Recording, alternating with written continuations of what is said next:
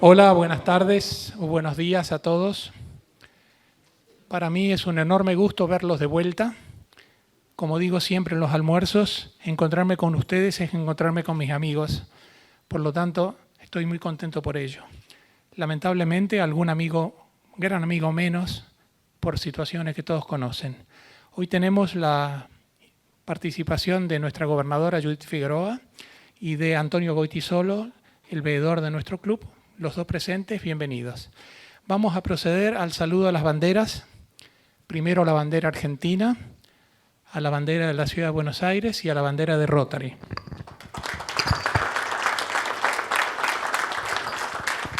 Muchas gracias. Podemos sentarnos.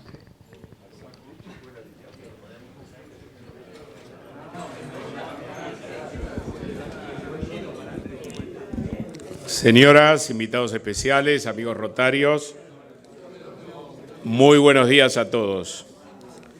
Preside la reunión del miércoles 24 de enero nuestro amigo Juan Insúa.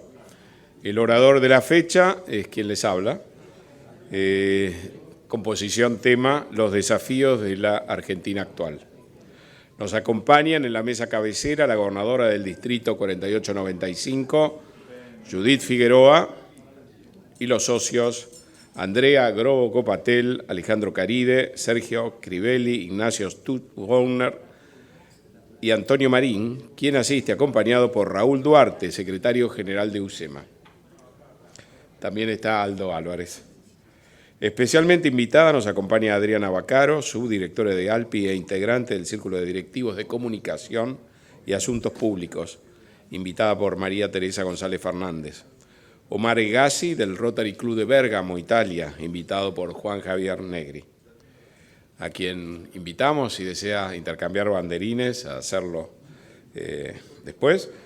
Se encuentran presentes, como dijo el presidente, el asistente de la gobernadora Antonio Goytisolo, quien asiste acompañado por Bernardo Rubinstein, y Lucas García Cantó, del Rotary Club de Vicente López, que nos acompaña por segunda semana consecutiva.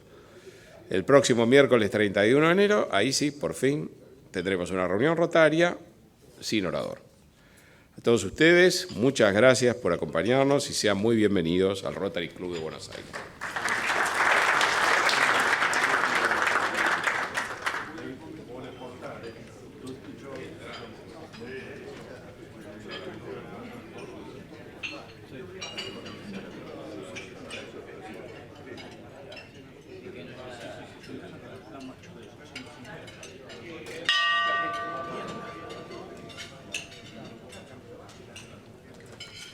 Vamos a comenzar a escuchar la disertación de nuestro querido Pepe.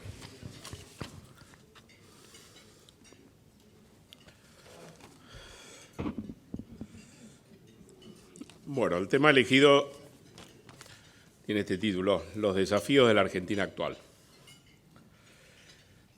Todos hemos conocido una Argentina mejor, ¿no? Hemos soñado y visto naufragar las esperanzas de un país boyante y próspero, capaz de proveer una calidad de vida envidiable. Eso era la tierra prometida que retrataban con precisión nuestros textos escolares. Yo recuerdo los de mi papá, eran una geografía de Federico Daus, publicada en 1930. Uno la leía, 40 años atrás, y se maravillaba del país que se prometía ahí. Bueno, el país es muy distinto, ¿no? Los errores fueron muchos, la inconstancia creo que es nuestra divisa. Argentina es pendular.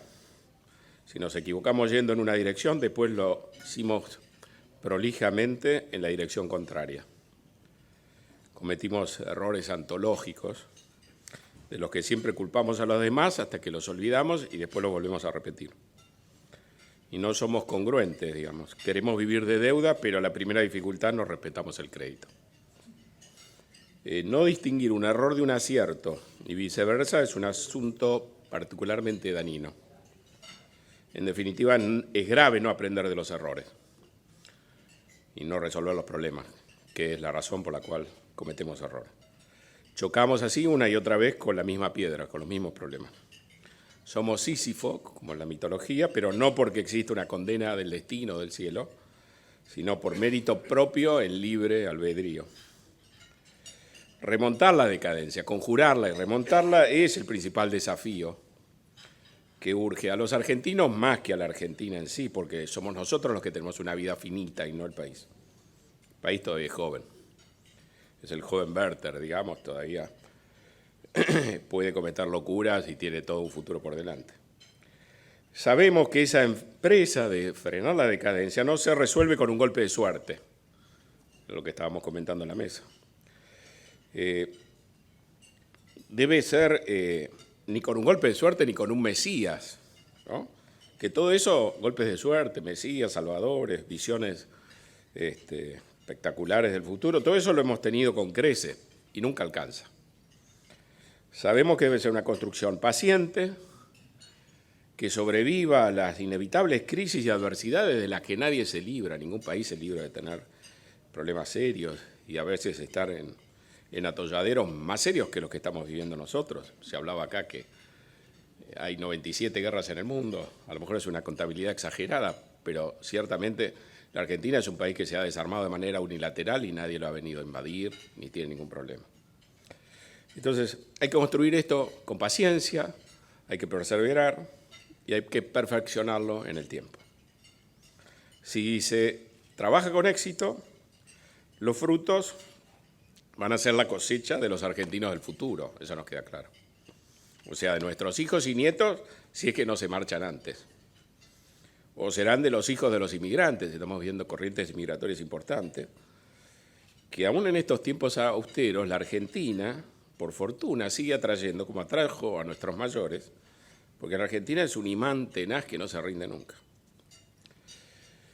Dicho esto, no es cierto de ninguna manera que hayamos hecho todo mal, o que hagamos todo mal, o que no existan progresos evidentes. En los años 70, el país sufría picos de inflación y de violencia, y la democracia se convirtió en una quimera. No es poco que la democracia se haya restablecido desde 1983, que se respete sin interrupciones la vigencia del orden constitucional, que nadie discuta su primacía. El camino de la lucha armada fue una equivocación fatal y es un anacronismo que nadie reivindica, ni siquiera aún aquellos que participaron y tuvieron el poder después. Nuestro sistema político, con todos sus bemoles, es llamativamente estable y permite la alternancia en paz de gobiernos de muy diferentes ideas, según las preferencias volátiles, a veces increíblemente cambiantes de los votantes. Del sistema político no puede decirse que sea el que impide la transformación, que haga imposible el cambio. Nuestro fracaso es económico. La inflación, sin embargo, se desterró en los años 90 gracias a decisiones inteligentes de la política económica, que contaron además con amplio y sostenido apoyo popular. El estallido de la convertibilidad, que fue el instrumento que permitió la estabilización, no trajo consigo la alta inflación de regreso. Eso volvió de la mano de otra política económica, curiosamente liderada por el mismo partido, que preconizaba que era mejor alentar un poco de inflación que la paz de los cementerios. Y esa política también fue popular. Sabíamos por experiencia, eso sí, que si se quiere crecer a costa de la inflación, a la postre lo único que crece es la inflación. Y así sucedió. La inflación actual es sideral, la economía está estancada hace años. Tenemos la altísima inflación y la paz de los cementerios. El PBI no crece de manera sostenida desde la imposición del cepo cambiario en 2008. Y el PBI per cápita y nuestra calidad de vida se hunden bajo la opresión de ese torniquete que no hemos podido levantar. El fracaso persistente de la economía de años castiga a la sociedad. Puede mirar para otro lado, pero no puede desentenderse las consecuencias. Y la pobreza es el exponente más cruel. La pobreza crece, ya es mayúscula, es crónica, echa raíces, además con saña, en la niñez y en los jóvenes, y eso la torna más preocupante todavía. Será difícil, a mi juicio, si no imposible, salir de esta trampa si no entendemos bien por qué nos pasó lo que nos pasó. Un extraordinario aumento del gasto público, por ejemplo, se espolvoreó en los últimos 20 años sobre esta realidad, y lejos de aplacarla o contenerla, cavó más profundo los males existentes, aunque eso sí nos permitió acostumbrarnos. Si ahora hay que cambiar es porque de vuelta agotamos los recursos, agotamos el crédito, ya no nos quedan activos líquidos a los que echar mano. Y este callejón así no tenía otra salida. Creo que es en ese marco que hay que ubicar el gobierno de Javier Milei. Sin experiencia de gestión, sin estructura, sin un gran presupuesto, sin personal, pero con una enorme convicción, Milei llegó a la Casa Rosada. Sin historia, y yo diría gracias a no tener historia, y a carecer de antecedentes en la política. En otro giro rotundo de la voluntad de los votantes, un novato, Milei, convenció a la población deseosa de un cambio que él debía conducirlo. No de la necesidad del cambio, pero algo más importante, que él debía estar al frente de ese cambio. Y lo hizo pertrechado únicamente de la prédica exaltada de ideas claras. La libertad, el respeto por la propiedad y las leyes, la enumeración de principios sanos de administración, la voluntad muy marcada de acabar con la inflación, más alguna que otra excentricidad muy eficaz. Y bueno, eso lo llevó raudamente de ser panelista a ser presidente, que en este país la movilidad ascendente sigue existiendo. Es una ironía que se haya cumplido así, yo diría, la reflexión de Keynes. Y creo que acá hay que hacer una mención. Este club es extraordinario. Unos años atrás lo tuvimos a Javier Milei como orador. Lo trajo José Milei, que no es pariente. Nos reuníamos entonces en el Hotel Plaza. Nos habían dado un salón chiquito, el Salón El Dorado, y ahí Milei desgranó el speech de ese momento. Él estaba muy influenciado, había venido de la Singularity University, y si bien no venía al caso, aprovechó para descargar toda su furia contra Keynes y habló de la basura general, etc. A lo mejor alguno lo recuerda. Estaba López Murphy casualmente también como invitado y juzgó oportuno tomar el micrófono y aclararlos tanto después que hablara Milei. Yo decía, es una ironía que se cumpla esta reflexión de Keynes de su libro principal, aquella que dice que se exagera normalmente el peso de los intereses en la política y no se valora la influencia de las ideas. Ideas que generalmente provienen de mucho tiempo atrás, de economistas ya fallecidos mucho tiempo atrás. Y en este caso uno puede citar a Friedman, a von Hayek, a Rothbard, por no citar a Conan, digamos, un mastín que no es economista, sin formación universitaria, pero con un extraordinario predicamento sobre Milei.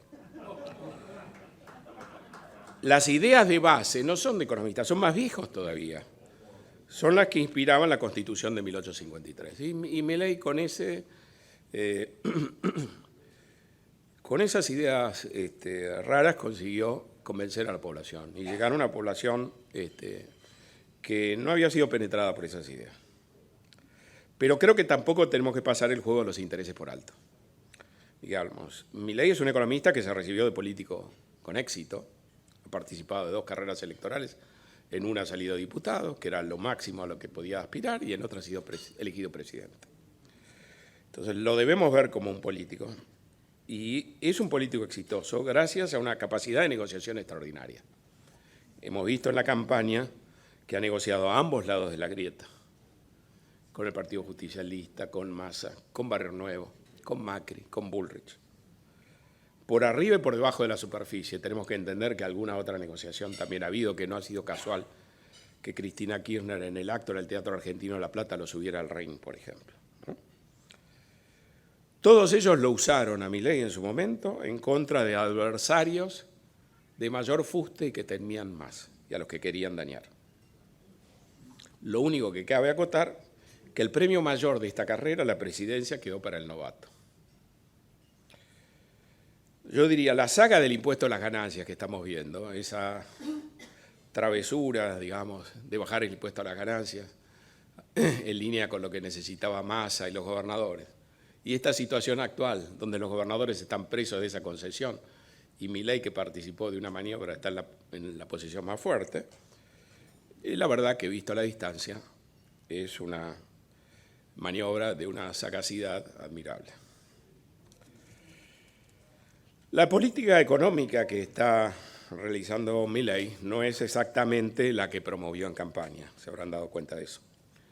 Con mucho tino, con mucha inteligencia, él decidió no ser su propio ministro de Economía. La dolarización, eficaz en la campaña tan meneada, se guardó acaso para tiempos mejores. El Banco Central, ustedes saben, pueden pasar por la calle Reconquista sin casco, no está al borde de la demolición. Más bien está trabajando a destajo para colocar el BOPREAL, o sea, un bono en dólares, del cual todavía no ha colocado, no ha llegado a colocar ni siquiera 2.000 millones de dólares. ¿Y por qué? Porque los 20.000 o 30.000 millones de dólares que prometía el famoso fideicomiso para contribuir a la dolarización, el presidente se dio cuenta a tiempo que eran una quimera. Los impuestos, que eran un robo, se bajan en campaña, pero se suben con la gestión. Es decir, el candidato será nuevo, pero no come vidrio, y es la vieja razón de Estado la que permite contradecirse en el tiempo. Y uno tener que admitir que esa contradicción es responsable. Milei no abjuró del shock, pero pragmático tomó un camino posible, que no era ciertamente el que él, cuando entraba en detalles, promovía. El plan del ministro Caputo no reniega del peso como excremento, digamos. Todo lo contrario, necesita que el peso sobreviva y no festeja que el dólar suba porque es la estabilidad del dólar hoy el ancla nominal más visible que tiene el plan. Milei impulsa un shock, eso es cierto, pero su política económica es secuencial y no la está mostrando toda y no se desarrolla toda al unísono. Lo que se ve en la actualidad es una primera etapa basada en el sinceramiento de precios y del tipo de cambio, que busca corregir los grandes retrasos de precios relativos y mejorar a la par muy rápido la caja del fisco. Y acepta a cambio de eso un salto temporario de la tasa de inflación. La inflación más alta que la que él recibió del candidato Massa. No hace falta decir, creo que todo el mundo se ha dado cuenta, que hoy por hoy se emplea más la licuadora que la motosierra. La estructura del sector público se preserva, más o menos algunos vehículos oficiales y cosas menores, pero lo que se está atacando es su costo de operación. Y eso es un elemento fundamental para cumplir con el anclaje fiscal del déficit cero, que es un mensaje muy potente que se propone ejecutar en su primer año de gestión. El impacto de la política económica, cabe pensar, se va a desplegar en dos tiempos. Primero se destapa la olla que reprime los precios y el tipo de cambio. El tipo de cambio parcialmente, porque la relojería del tipo de cambio es mucho más compleja. Se van a corregir los precios relativos, se va a blanquear la inflación subyacente, la que se incubaba, y recién más adelante se va a definir el plan contra la inflación. La política fiscal actual es muy dura, la política monetaria es lo más blanda posible. Y la razón sencilla es que se quiere que esta factura inicial de alta inflación, de recesión y demás, se le cargue directamente a la herencia de Massa y Cristina. Milei no quiere repetir el error de Macri, de ignorar el inventario de lo que está mal al momento de ser recibido. No quiere tampoco repetir el error de Macri de hacer todo junto. El plan antiinflacionario, la corrección de los precios relativos, la reunificación cambiaria y la cuasi completa remoción del cepo. Y si hubiera querido, la verdad, no hubiera podido, porque la Argentina, a diferencia de 2016, no tiene acceso al financiamiento que sí consiguió Macri. Si Milei se equivoca, entonces, puede corregir antes de pasar a la etapa que viene. Y entonces no complica de movida tampoco toda la suerte de su plan económico. Uno diría tres cosas. Afianzar el arranque de su gobierno requería un plan económico viable. Dos, la cintura política de lograr pasar por el Congreso las medidas claves que requieren aprobación legislativa. Y tres, la capacidad de comenzar a ejecutar su programa sin perder el control de la calle. Bueno, en eso estamos ahora. Milei es el presidente más débil de la democracia desde 1983. Nadie lo diría a juzgar por sus primeras decisiones. Pero eso es el comentario que surgió cuando Milei ganó como presidente. Y para evitar eso, Milei sobreactúa y se estrena como una tempestad, como un torbellino. Entendamos su política. Prometió un ajuste y la gente acepta el ajuste. Pero lo que se votó es un cambio. Y hay que ver en la exuberancia del DNU y la ley ómnibus la pretensión, entonces, de producir un cambio de régimen, más allá del ajuste. Milei no necesita todo lo que piden esos instrumentos, pero necesita pedirlo así para conseguir lo que de veras precisa, lo que le resulta urgente y necesario, y quizás, no lo conocemos lo suficiente, no sabemos qué ecuaciones hace, es llevarse alguna concesión adicional. Compárese, simplemente como un ejercicio, el primer DNU que intentó Mauricio Macri, no sé si se acuerda, el que designaba a Rosati y Rosenkrantz como jueces de la Corte, y que así como salió, volvió, ¿no?, a la velocidad del rayo.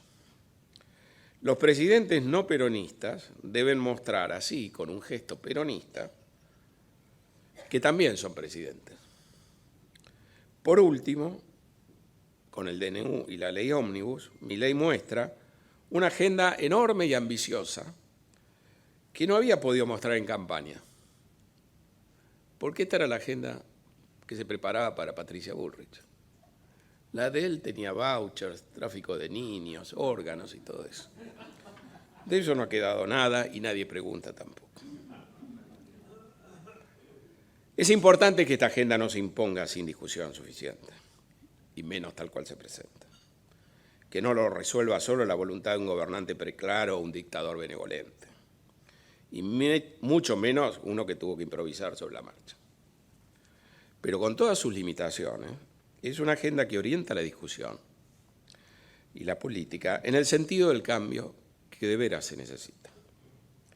La suerte de la ley, el super-DNU, la devolución de ganancias, está en el campo de batalla de la negociación política en este momento y de los pronunciamientos de la justicia, que son, como decía Bismarck, la continuación de la guerra por otros medios. Milei lo que nos muestra, lo que hace ahí, es de su debilidad su fortaleza. Sabe que si le va mal, los demás habrán de correr en su ayuda, so pena de alentar la vuelta del kirchnerismo de alguna otra nueva franquicia que conduzca al PJ. Milei ganó con los votos prestados en la segunda vuelta y piensa aprobar la agenda legislativa que necesita con legisladores también prestados y por eso los maltrata. Bajo la presión de sus votantes, ¿qué harán los representantes de Juntos por el Cambio? La gran Gerardo Morales. Promover la debacle temprana del gobierno incipiente y resucitar la continuidad que fue claramente derrotada en las urnas. No sabemos, eso es lo que está en la cancha. Pero como se dijo, Milei debe mostrar que puede ejecutar su estrategia y obtener del Congreso lo que necesita para su plan. En su discurso inaugural como presidente, de espaldas al Congreso, Milei dijo que recibió las semillas plantadas de una inflación de 15.000%. Hasta el momento, lo que podemos decir es que su germinación es lenta. El ajuste de los precios relativos arrancó, más allá de la alta inflación, con relativo buen pie, a pesar de su aspereza, la incertidumbre que reina. Claramente no hubo hiperinflación, ni inflación diaria del 1%, y ni siquiera hubo un Rodrigazo. La licuación que supone las medidas que tomó Milei no encontraron una resistencia que le hiciera oposición, como encontró Celestino Rodrigo con la CGT en su momento. Y entonces, haciéndole oposición, activase una espiral de precios y salarios que al realimentarse trajera una inflación exponencial. No hay una inflación exponencial. La nominalidad actual de la Argentina es claramente muy alta, pero es decreciente en el margen, aun cuando ya están operando segundas o terceras oleadas de aumento de precios. Las naftas tuvieron un gran aumento de precios cuando se fue Massa y 2 aumentos fuertes de precios posteriores. Cuando miramos las mediciones semanales de la canasta de consumo, los aumentos de precio se desaceleran semana tras semana. El pico fue la tercera semana de enero y lo que tenemos ahora es un proceso de desaceleración. De lecturas altas, pero por ejemplo, si uno se guía por los precios que mide un robot que mide los precios en Coto, al día 24 de enero, los precios no habían llegado a aumentar 10% en el mes. La inflación de diciembre nos pareció baja porque Milei crea es un maestro de la comunicación. Nos ha hablado de la inflación diaria, de la hiperinflación, de 15.000%. Su ministro nos ha dicho que inflación de 15.000%, para que tengan una idea, implica que el litro de leche costaría 60.000 pesos. Bueno, frente a todo eso, la inflación del 45%, la del 30%, que había que sacar al ministro en andas, si conseguía 30%, al final tuvimos 25,5%. Ahora dice que si repetimos 25, ese número va a ser muy bueno. Los números apuntan a 20%, quizás pueda ser baja. ¿Qué es lo que hay detrás de estos resultados? Piensen ustedes que Massa el 14 de agosto ajustó el tipo de cambio 22% y la inflación de ese mismo mes superó el 12%. O sea, más de la mitad de lo que fue el ajuste del tipo de cambio. Y acá el ajuste del tipo de cambio fue del 118% y la inflación del 25%.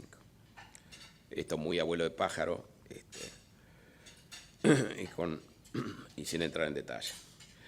La principal consigna, la más eficaz de Milei, a mi juicio, es la que dice no hay plata.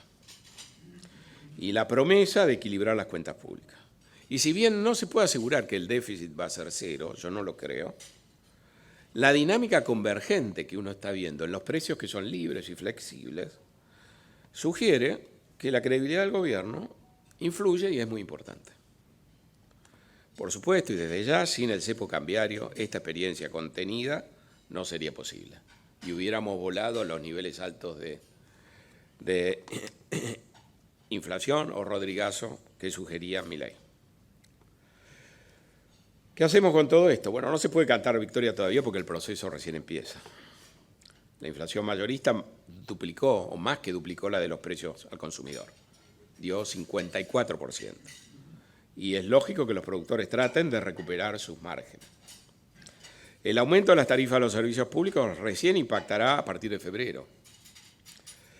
No está claro si las provincias aceptarán la dieta estricta que les prepara Milei o si le doblarán el brazo y cuánto. Las negociaciones salariales apuntan a una rápida indexación mensual y los sindicatos del sector público se van a movilizar en contra del ajuste antes de aceptarlo graciosamente. Aún así, para abril, el exministro Cavallo arriesga que la inflación podría bajar a 8%. No es imposible, es un blanco difícil sin duda. Pero la inflación podría bajar a los niveles en los que lo dejó Massa, pero con la ventaja de haber avanzado en la rectificación de los precios relativos. Y si eso es así, en abril, mayo, yo diría que sería una proeza. Para una sociedad que está haciendo y va a tener que hacer un enorme sacrificio, va a ser muy importante observar esos resultados, ese tipo de resultados favorables, de la manera más temprana posible y así sostener el apoyo que hoy Milei usa y agita en sus negociaciones a su favor. Pero aún con déficit fiscal cero, la inflación mensual va a ser muy alta y seguirá siendo muy alta. Hay que pagar los intereses de los pasivos del Banco Central, que aunque se licúen va a ser muy altos, y para eso va a haber que mantener la emisión monetaria. De ahí, entonces, la necesidad de definir la segunda etapa del plan, un plan antiinflacionario con sus atributos y objetivos. Y entonces ya no se podrá usar la licuadora que se puede usar ahora y habrá que empezar a emplear la motosierra del gasto público. Ya no será licuar, sino verdaderamente ajustar, achicar, llevar, digamos, a un tamaño razonable. Muchas de las iniciativas que están jugando un papel importante, retenciones, el impuesto país, congelar inversiones públicas o suspender lisa y llanamente los pagos porque no hay plata, son solo soluciones temporarias que va a haber que desmontar o acotar mucho y que tienen forzosamente que empalmar con medidas fiscales de fondo de más compleja implementación, pero más efectivas para el largo plazo. Milei, en otro frente, reflotó en tiempo récord el acuerdo existente con el fondo, el que Massa incumplió después de las PASO. Ese, a mi juicio, es su principal logro de gestión. Entendamos que Milei necesita el apoyo del fondo y el fondo no lo necesita Milei. Que para el fondo Milei es un verdadero regalo del cielo, sobre todo para sus funcionarios, para Georgieva y para Gita Gópinath. Y no solamente porque eso permitirá evitar el default de la Argentina y la penosa tarea de reconocer un quebranto de 44.000 millones de dólares que parecía ser en decisión tomada en el Tesoro de Estados Unidos. Milei, motu propio, está convencido de la necesidad de hacer un ajuste ortodoxo, frontal, con todos sus elementos distintivos, sin ocultarlos, desde la devaluación hasta la persecución veloz del equilibrio fiscal. La única prótesis no ortodoxa son los controles cambiarios. Y Milei quiere un ajuste fiscal con una magnitud osada, una reducción de 5 puntos del producto en un año, algo que es poco habitual inclusive en los duros programas del fondo. La Argentina de momento no recibió fondos frescos. El fondo primero necesita corroborar la viabilidad política del plan. Está de acuerdo con el plan económico hasta esta instancia, pero quiere ver qué arraigo político tiene Milei. Y eso lo verá en mayo. En mayo toca hacer la próxima revisión del acuerdo. Y si Milei avanza, uno puede pensar en un mayor compromiso del fondo. Para esa fecha, para mayo, que es una fecha tentativa importante, se habrán desplegado también las correcciones más fuertes de precios, incluyendo las tarifas. Y creo que se tendrá un mapa bastante amplio de los resultados económicos, políticos y sociales de la primera etapa del plan. Y ahí sí habrá que decidir los próximos pasos. ¿A qué tasa de inflación queremos ir? ¿Cómo? ¿Qué velocidad? ¿Con qué instrumento? ¿Con metas de inflación o de agregados monetarios? ¿Con qué régimen cambiario? No debería ser todavía la hora de la dolarización, aun si Milei alienta esa idea como destino final de su gobierno. El fondo tiene en Milei un entusiasta practicante de sus mismas ideas, incluyendo las reformas estructurales. El mundo lo mira con interés, ya sea porque está a favor, en contra o por curiosidad.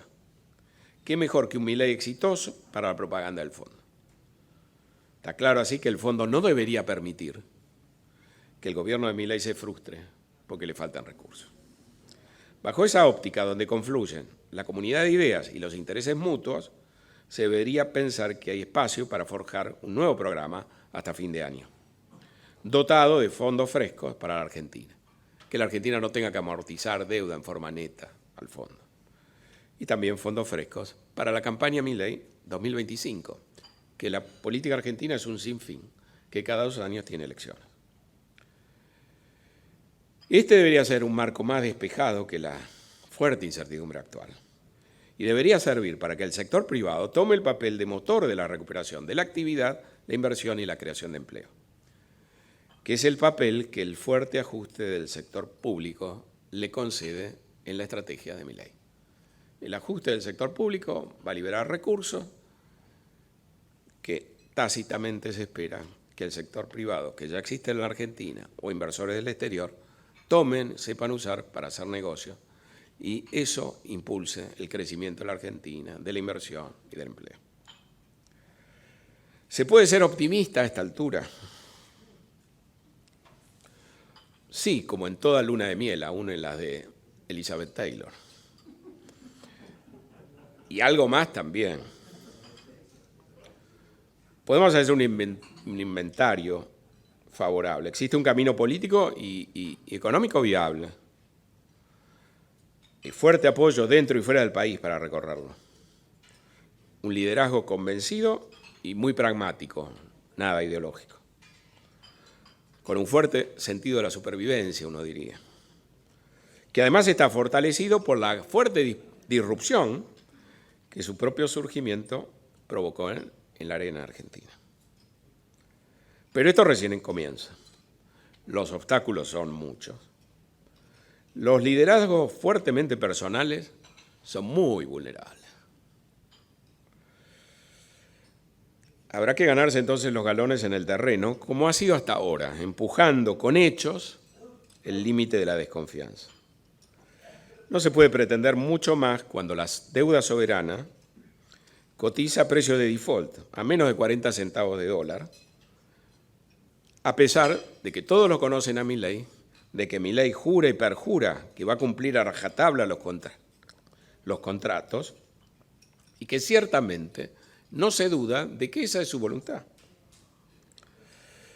Se va a avanzar, pero paso a paso.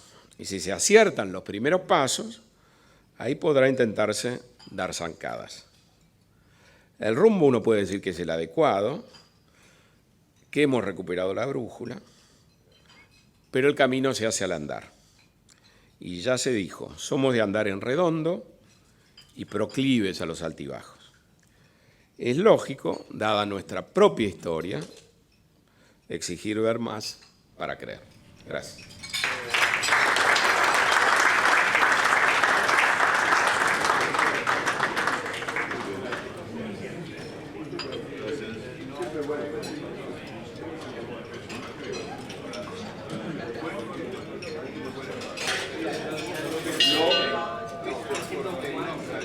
Vamos a incorporar una pequeña intromisión en este amable almuerzo.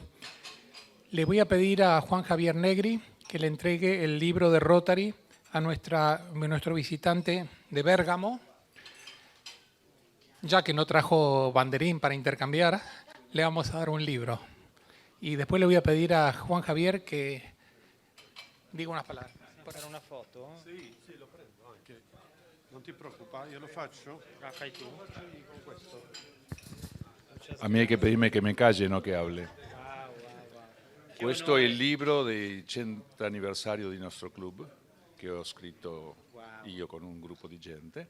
Dunque mi fa piacere farti questo omaggio. Grazie. Sei venuto da Bergamo, un posto bellissimo, veramente. Complimenti per la tua visita. Grazie mille. Beh, io ringrazio tantissimo Javier, ringrazio questo club, ringrazio il presidente, la governatrice e tutti quanti voi. Spero di poter avere altre occasioni per venire qua e conoscervi meglio. Questo è il mio primo giro a Buenos Aires, e collegandomi anche a quello che ha detto il nostro amico prima, parlando delle prospettive del futuro dell'Argentina, la sfida bella che potrebbe essere, e quella che porterò io a casa a Bergamo, è pensare all'Argentina come è stata nell'Ottocento e come è stata nel Novecento.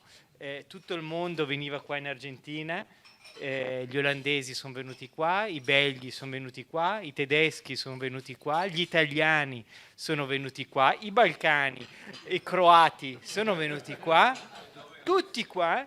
E l'auspicio, e lo sloveno sono venuti qua, e l'auspicio perciò è che ancora oggi la sfida che possa cogliere l'Argentina è che diventi ancora il paese attrattivo per gli investimenti esteri, per la vecchia Europa e per il futuro di tutti insieme. Per cui lo spero veramente, ed è quello che porterò a casa e spero di poter portare qua. Grazie a voi. Grazie. Tante grazie. Grazie. Grazie mille. Grazie